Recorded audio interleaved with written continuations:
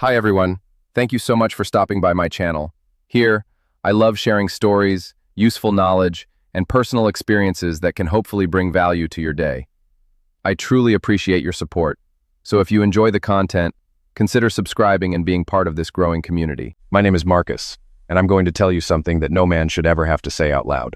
3 months ago, I watched my entire world collapse through a 6-inch phone screen, and the woman responsible for destroying everything was the same woman who promised to love me until death do us part. You might think you know where this story is going. Trust me, you don't. Because what started as a broken heart ended with consequences none of us saw coming. Let me take you back to where it all started. My wife Elena and I had been married for 8 years. We met at a friend's barbecue in Austin, Texas, back when life was simple and people still meant what they said. She was working as a junior marketing coordinator at a small firm, and I was grinding through my early years as a software engineer. We weren't rich, but we were happy. At least I thought we were. For the first 6 years, everything felt right. We bought a house in the suburbs, adopted a golden retriever named Duke, and talked about having kids someday when the timing was better. Elena got promoted to marketing manager at a bigger agency downtown, and I transitioned to remote work, which meant I was home most of the time. I cooked dinner. I kept the house clean. I made sure Duke was walked twice a day. I wasn't perfect, but I showed up every single day for that woman. The change started about 4 months before the day everything exploded. Elena's agency landed a major client, some tech startup with deep pockets, and suddenly her workload doubled. Late nights became the norm. Weekend team buildings popped up out of nowhere. At first, I didn't think twice about it. My wife was ambitious, and I respected that. I wasn't the kind of man who needed his wife home by 6 o'clock to feel secure, or so I thought. The first red flag came on a Tuesday evening. Elena left her iPad on the kitchen counter while she was in the shower, and a notification popped up. It was a message from someone named Ryan. All it said was, "Can't stop thinking about last night." My stomach dropped. I stared at that screen for what felt like an hour, but was probably 10 seconds before the notification disappeared. I told myself it could mean anything. Maybe it was about a presentation. Maybe it was a group chat. Maybe I was being paranoid. But I wasn't paranoid. I was right. Over the next 2 weeks, I started paying attention to things I had been ignoring for months. The way Elena tilted her phone away from me when she texted. The new perfume she started wearing but never wore around the house. The gym bag she carried to work even though she told me months ago she canceled her gym membership. And then there were the team buildings. Every other weekend, she'd pack an overnight bag and tell me the agency was doing a retreat at some resort outside the city. Team bonding, she called it. Leadership development. Strategic planning sessions. I'm a software engineer. I solve problems for a living. So instead of confronting her with nothing but a gut feeling and a single text notification, I decided to gather evidence. I know some people would say that's cold. Those people have never been cheated on. The first thing I did was check our shared email account. Elena and I had set it up years ago for household bills and subscriptions. She must have forgotten it existed because buried in the promotions tab, I found a confirmation email from Airbnb. A 2-night booking at a lake house 40 minutes outside Austin. The dates matched her upcoming team building weekend. The booking was made under her name, and the total was split between 2 people. The other person's name was Ryan Holloway. I looked him up on LinkedIn. Ryan Holloway, creative director at the same agency where Elena worked, her direct supervisor, the man who had recommended her for her last promotion, the man who apparently couldn't stop thinking about last night. My hands were shaking when I closed the laptop. Not from sadness, from rage. Pure, white-hot rage that started in my chest and spread to every part of my body. But I didn't punch a wall. I didn't call her screaming. I didn't do any of the things that would have made me feel better for 5 minutes and ruined my position for the divorce. Instead, I sat at that kitchen table, poured myself a glass of whiskey, and started making a plan. The next morning, I called a divorce attorney named Frank Castellano. A friend from college had used him 2 years earlier and said Frank was the kind of lawyer who treated divorces like chess matches, methodical, patient, ruthless when it mattered. I told Frank everything I knew, and he told me exactly what I needed to do. First, I needed concrete evidence. In Texas, adultery can affect the division of community property, and Frank wanted documentation that would hold up in court. Second, I needed to protect our finances before Elena could move money around. Third, I needed to be strategic about timing. Frank's exact words were, "Don't let emotion drive the schedule. Let preparation drive it." So that's what I did. I spent the next 3 weeks preparing while pretending everything was normal. Every morning I kissed Elena goodbye. Every evening I asked about her day. Every night I lay next to her in our bed, staring at the ceiling, feeling like a stranger in my own home. During those 3 weeks, I recovered deleted text messages from our phone plan's online portal. I'm not going to repeat what I read in those messages, because frankly, some of it still makes me sick. But I'll tell you this. It was clear that Elena wasn't being forced into anything. She was an enthusiastic and willing participant. The messages between her and Ryan weren't just physical. She was telling him things about our marriage, about me, things that were private and sacred, and he was using every piece of information to drive a wedge between us. In one message, Ryan told Elena that I was holding her back, that a woman with her talent and ambition deserved someone who matched her energy, not a guy who works from home in sweatpants. Elena's response was a laughing emoji followed by the words, "You're not wrong." That one hurt more than anything else I found. Not because it was the worst thing she said, but because it told me she had already rewritten our story in her mind. I wasn't her partner anymore. I was the punchline to a joke she shared with another man. I also discovered that their affair had been going on for nearly 5 months. 5 months. That meant every team building, every late night at the office, every weekend retreat was a lie. She had been sleeping with her boss for almost half a year while I cooked her dinner and walked our dog and planned a future that didn't exist. Frank helped me open a separate bank account and quietly moved my share of our savings into it. I canceled the joint credit cards and had new ones issued in my name only. I contacted a locksmith and arranged for him to be at the house on the day I planned to confront her. I even talked to a buddy of mine who worked in IT security about recovering more digital evidence, just in case the text messages weren't enough. The team building weekend arrived on a Friday in October. Elena packed her overnight bag, kissed me on the cheek, and told me she'd be back Sunday evening. She said they were going to some resort near Lake Travis. I smiled and told her to have fun. She had no idea that I had already booked a cabin 200 yards from the Airbnb she and Ryan would be staying at. She had no idea that I had a folder on my laptop containing every deleted message, every Airbnb receipt, and a timeline of their affair that my attorney had prepared. She had no idea that the locksmith was scheduled for Saturday morning. I arrived at the lake on Friday evening and parked where my car couldn't be seen from their rental. I waited until dark, then walked through the tree line to get a view of the property. Through the large windows of the lake house, I could see them. Elena was sitting on the couch with a glass of wine, laughing at something Ryan said. He had his arm around her. She was wearing a dress I had never seen before, something she clearly bought for him and not for me. I went back to my cabin and barely slept. The next morning, I called the locksmith and confirmed he was at our house changing every lock and reprogramming the garage door opener. Then I called Frank and told him I was ready. He said the divorce papers were prepared and he could file them electronically the moment I gave the word. I waited until Saturday afternoon. I knew from the pattern of their previous weekends that they would spend the morning outside and retreat to the house after lunch. At around 2 o'clock, I walked up to the lake house carrying a manila envelope in one hand and my phone set to record video in the other. The front door was unlocked. They clearly felt safe out here in the middle of nowhere, far from anyone who might recognize them. I stepped inside, and the first thing I heard was music playing from a Bluetooth speaker in the living room. The second thing I heard was Elena's voice coming from the bedroom at the end of the hallway. I won't describe what I heard, but there was no ambiguity about what was happening behind that door. I pushed the door open. The look on Elena's face when she saw me standing in that doorway is something I will carry with me for the rest of my life. It wasn't guilt. Not at first. It was pure, primal terror, like she had seen a ghost. She scrambled to cover herself with the bedsheet, her mouth opening and closing, but no words coming out. Ryan froze. For a man who apparently had so much energy and confidence, he looked pathetically small in that moment. I held up my phone and made sure they both knew I was recording. "Don't mind me," I said, "just documenting everything for my attorney and your HR department." Ryan found his voice first. "Marcus, listen, this isn't what it looks like. Let me explain." I almost laughed. It isn't what it looks like. The most cliché sentence in the English language, spoken by a man who was literally caught with another man's wife. I didn't respond to him. He wasn't worth my words. Instead, I looked directly at Elena and said, "I know about everything. The messages, the Airbnbs, the 5 months of lies. Frank Castellano filed the divorce papers 20 minutes ago. The locks on the house are already changed. Your things will be in boxes on the front porch by Monday." Elena started crying, not soft, quiet tears. The kind of sobbing that comes from somewhere deep inside, the kind that shakes your whole body. She kept saying my name.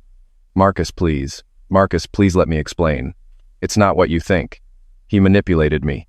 He threatened my career." I tossed the manila envelope on the bed. "Those are your copies of the divorce papers. I suggest you read them carefully. And for the record, I've already forwarded everything to the agency's HR department. Both of you might want to update your resumes." Ryan jumped out of bed, wrapped a towel around himself, and stepped toward me with his chest puffed out. "You can't just barge in here and threaten our careers. I'll have my lawyer contact you." I looked at him calmly. Something about having spent 3 weeks preparing for this moment gave me a kind of peace I hadn't expected. Your wife's name is Jennifer, right? 3 kids? Lives over on Meridian Drive? His face went white. I'm sure she'll be very interested in seeing these messages. My attorney already has her contact information. Ryan sat back down on the edge of the bed. All the fight drained out of him in an instant. Elena was still sobbing into the sheets. I turned around and walked out of that lake house without looking back. Behind me, I could hear Elena screaming my name, begging me to come back, to listen, to give her a chance to explain. I kept walking. Every step I took away from that door was a step toward the rest of my life. When I got home, the locksmith had finished. 3 new deadbolts, new garage code, new everything. I thanked him and handed him an extra 100 for the weekend work. Then I sat down at the kitchen table, the same table where Elena and I had eaten thousands of meals together, and I cried. Not because I wanted her back. Because I was mourning the man I used to be, the one who believed that love was enough to keep 2 people honest. Duke came over and put his head on my lap. That dog knew something was wrong. Dogs always know. The phone calls started that evening. First from Elena, which I sent straight to voicemail. Then from her mother, Linda. Linda and I had always gotten along well. She was a retired schoolteacher from a small town in East Texas, a good woman who raised her daughter with values that apparently didn't stick. I answered because I respected Linda and her husband Don, and I didn't want them to hear about this from Elena's version first.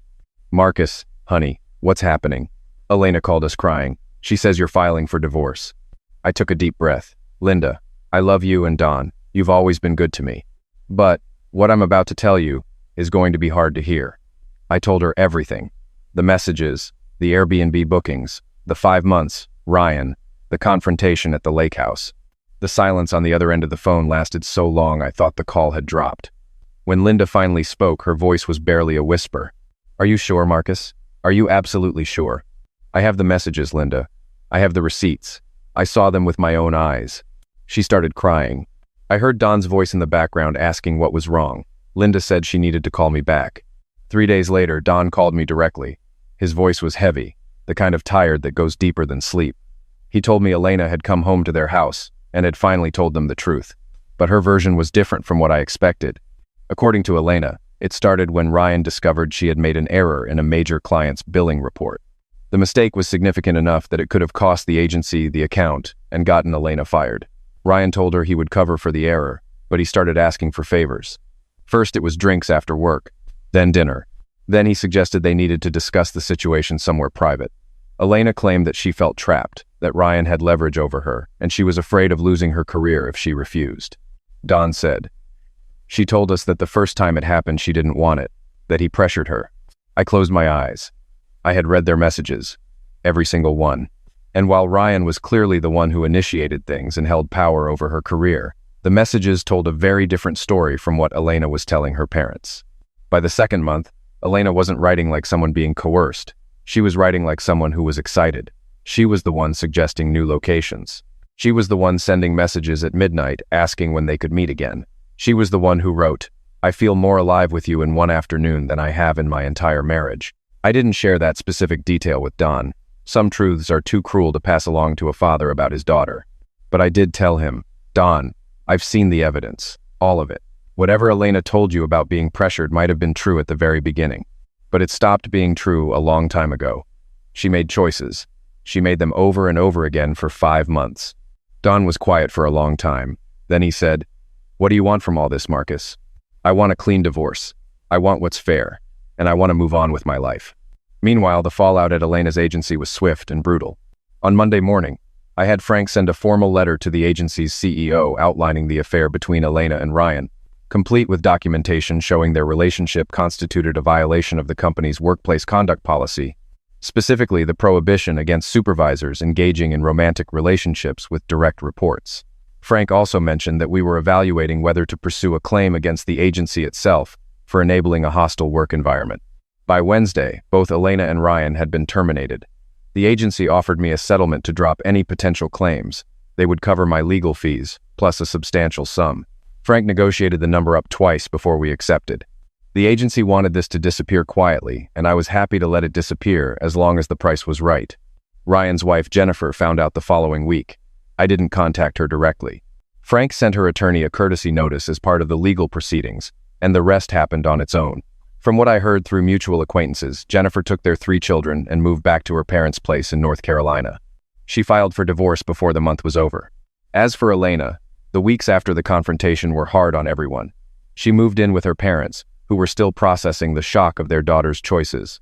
Linda called me once more, about 2 weeks after everything came out. She didn't ask me to reconsider the divorce. She just wanted me to know that she and Don still times, and that they understood my decision. "You're a good man, Marcus," she said. "You deserve better than what our daughter gave you." That phone call broke me more than the confrontation at the lake house ever did. Elena didn't fight the divorce. Frank had prepared for a legal battle, but it never came. She signed everything without contesting a single item. Her attorney told Frank that Elena wanted the process to be as quick and painless as possible, which was ironic considering she hadn't shown the same consideration for our marriage. The divorce was finalized in 4 months. I got the house, Duke, and an equitable split of our assets. Elena got her severance package from the agency, and whatever was in her personal accounts. In the months that followed, I threw myself into work. My company offered me a transfer to their Portland office, and I took it without hesitation. I needed distance. Not just from Elena, but from every restaurant where we'd had dinner dates, every park where we'd walked Duke, every corner of Austin that reminded me of the life I thought I had. Portland was good for me. The rain felt honest somehow, like the city wasn't trying to pretend everything was fine. I found a small house near the river, set up my home office, and started rebuilding. Duke adjusted faster than I did. Dogs are better at moving on than people. About 6 months after the move, I met a woman named Sarah at a local coffee shop. She was a veterinarian, recently divorced herself after discovering her husband had been living a double life for years. We didn't talk about our pasts for the first few weeks. We just talked about dogs and coffee and hiking trails and all the simple things that reminded us both that life could still be good. Eventually, the stories came out. Hers was different from mine, but the wound was the same. The betrayal of trust by the one person who was supposed to have your back. We understood each other in a way that people who haven't been through it simply can't. I won't say I was fully healed because I wasn't. Trust doesn't rebuild overnight. But Sarah was patient, and I was trying, and for the first time in a long time, I felt like maybe the future wasn't just something to survive but something to look forward to. I kept in touch with Don and Linda, not frequently but enough. A phone call on holidays, a text message here and there. They were good people who didn't deserve to be collateral damage in their daughter's choices. It was Don who called me on a Thursday evening about 3 months ago. His voice sounded different than I'd ever heard it. Hollow, like someone had scooped out everything inside him and left just the shell. "Marcus," he said, "I need to tell you something about Elena." My chest tightened. What happened? There was a long pause, the kind of silence that tells you whatever comes next is going to change the shape of everything. "She's gone, Marcus. We found her yesterday morning. She took pills, too many pills." I sat down on the floor of my kitchen. I don't remember deciding to sit. My legs just stopped working. Don told me that Elena had been struggling badly since the divorce. She couldn't find work in marketing because word had gotten around about the circumstances of her termination. She had isolated herself from friends. She spent most of her time in her childhood bedroom at her parents' house, barely eating, barely sleeping. Linda and Don had tried to get her into therapy. She went a few times, but stopped. "She left a letter," Don said, his voice cracking. "She wrote that she couldn't live with the person she'd become, that she destroyed everything good in her life and didn't know how to build it back." I couldn't speak. I sat on that kitchen floor with the phone pressed against my ear and tears running down my face, and I couldn't form a single word. Don said, "I'm not calling to blame you, Marcus. You did nothing wrong. I want you to know that. Linda and I both know that. Elena made her choices, and those choices had consequences. But I thought you should hear it from me and not from someone else."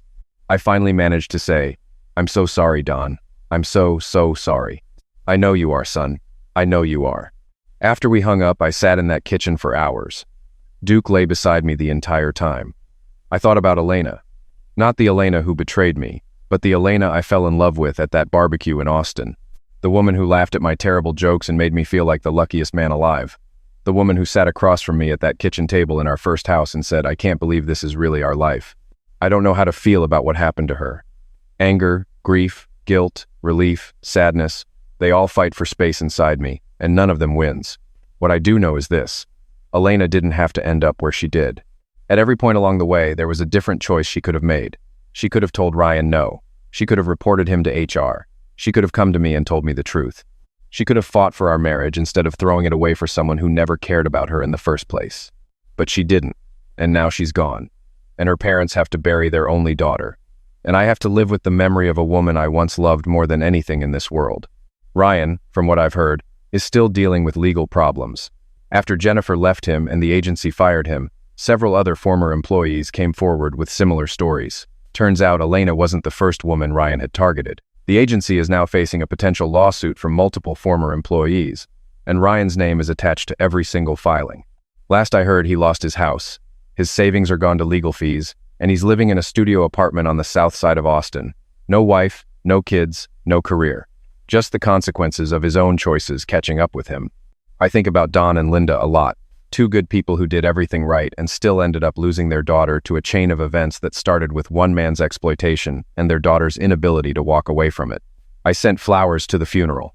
I couldn't bring myself to go in person. I don't know if that makes me a coward or just human. Sarah asked me once if I regretted how I handled things. If I wished I had confronted Elena privately instead of blowing everything up the way I did. I thought about it for a long time before I answered. No, I said. I don't regret protecting myself. I don't regret gathering the evidence. I don't regret filing for divorce.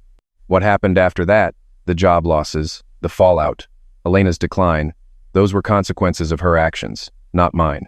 I didn't create this situation. I just refused to be destroyed by it. And that's the truth. That's the only truth I have left.